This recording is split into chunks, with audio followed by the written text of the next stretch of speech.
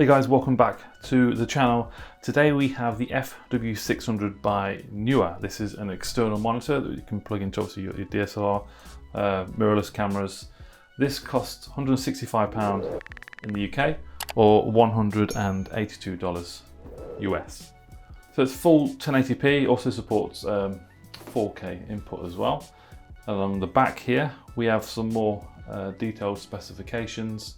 You can have apply custom LUTS as well. It's a touch panel, full touch screen, narrow edge design, weighs 158 grams, 5.5 inch display, like I said 1080p, and 403 ppi.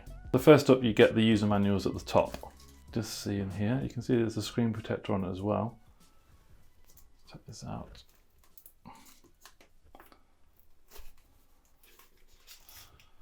Cool, so that's obviously the monitor. Let's see what goodies we get in here. Bit of foam.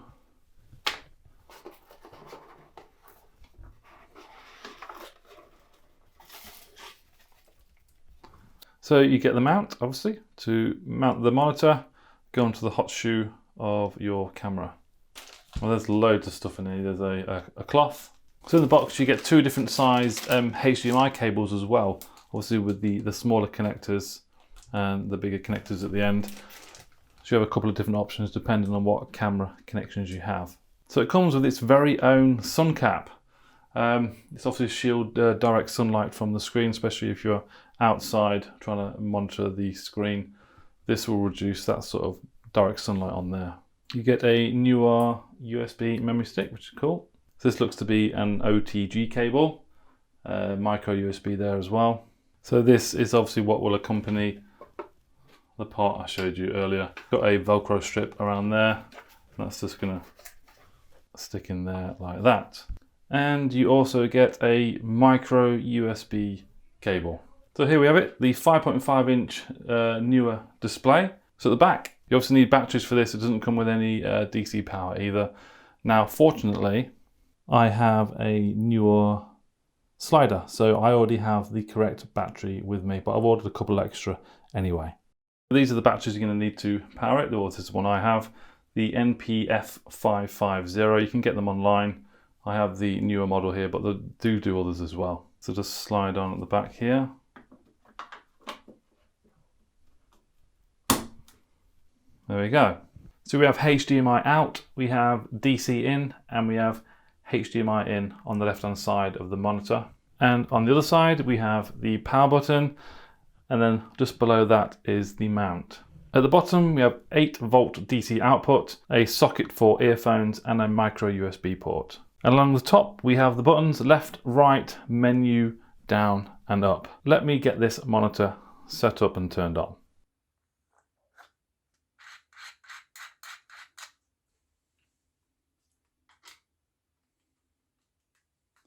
So if you have a GH5 like I do, it has a full-sized HDMI connector in there, and obviously so does the monitor as well. Now in the box you get a mini HDMI and a micro, so I had to dig out a full-sized HDMI cable for the GH5. I know some cameras have the mini and micro HDMI, so you wouldn't have that issue. And ideally I'd have a smaller cable as well. But there we go. So let's turn this monitor on.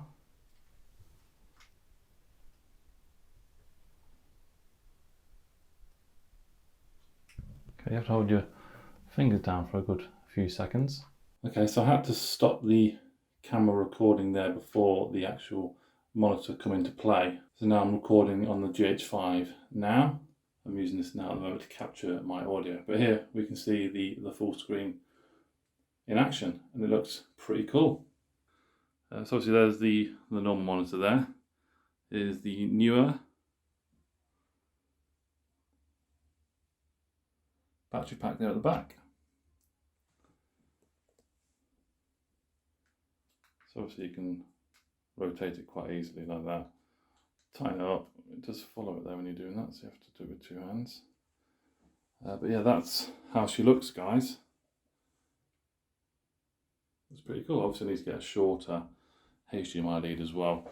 And then it's just a matter of playing with obviously the menu buttons. I did have to change this from Chinese to English. I had to use Google Lens to translate this. That was a little bit annoying, but I'll show you in more detail in a moment some of the menus.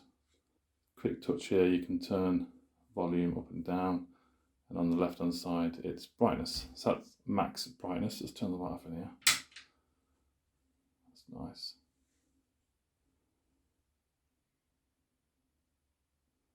Yes, that's looking pretty good. So let's quickly show you the menu then, guys.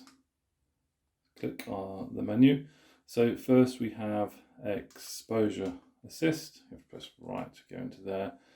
So you have false color, zebra, histogram, waveforms. Obviously they appear here as well on the right hand side, and you can interact with these as well. Let's go back in there.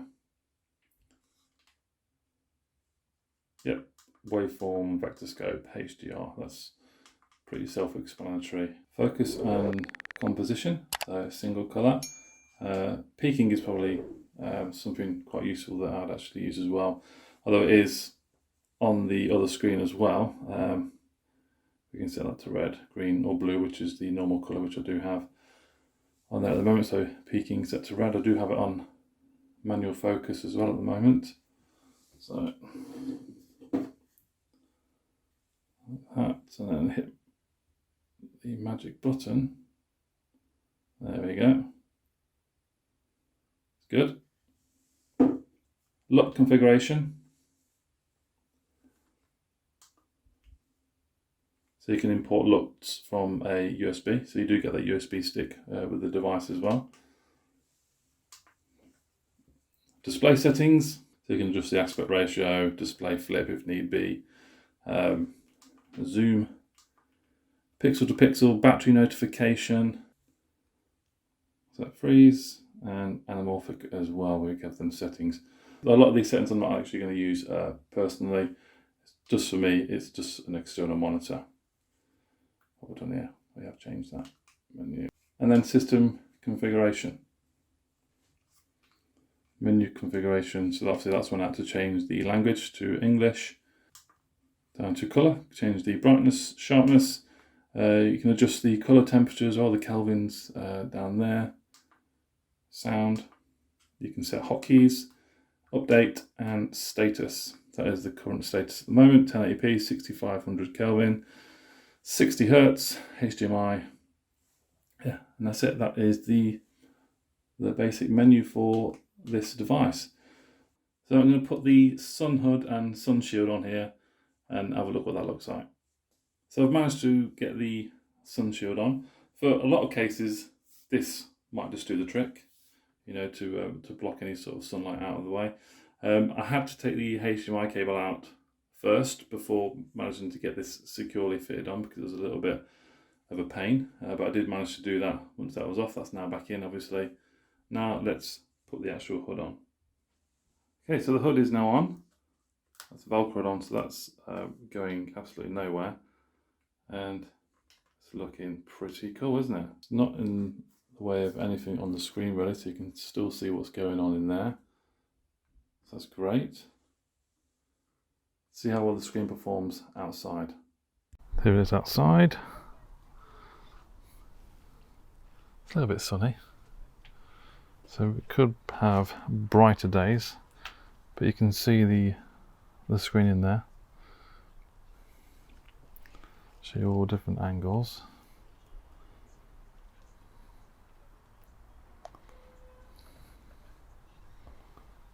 So it's looking good.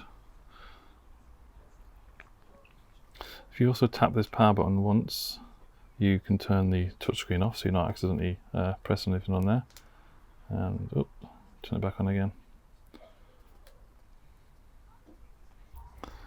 So that's it without the hood on. So the hood does make quite a bit of difference, as you can see, but you can still make out the display when you're looking at it head on anyway. So this is my first external monitor for a camera, and I stuck it on top of my GH5.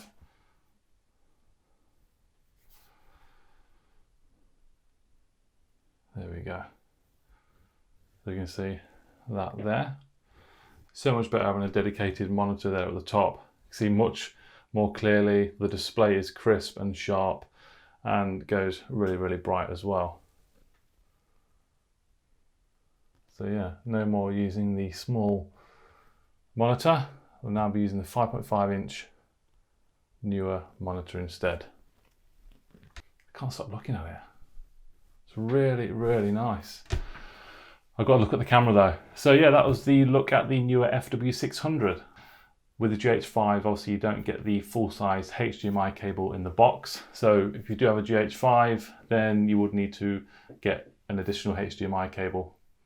And from my experience, it's easy to put the actual sun shield actually on first before you actually put it on the stand and the HDMI cable in. It's a lot easier that way. But personally, this for me is absolutely perfect for what I need. Just a separate monitor, which is much brighter, sharper, and you can see exactly what's going on above there. I keep looking up at that. There doesn't seem to be any delay or lag since I've been using it. You know, when you're panning shots or if people are moving in there, there's no lag whatsoever. It seems pretty much bang on. I'll include links to this in the description below, guys. If you're from the UK, there'll be a UK link, and obviously in the US, there'll be a US link as well. Very impressed with my first monitor. Obviously, I've got nothing to compare it to, but I'm happy with it. So thank you very much for watching, guys. Pop any questions down below. Please give the video a thumbs up, and I'll see you soon. Bye-bye.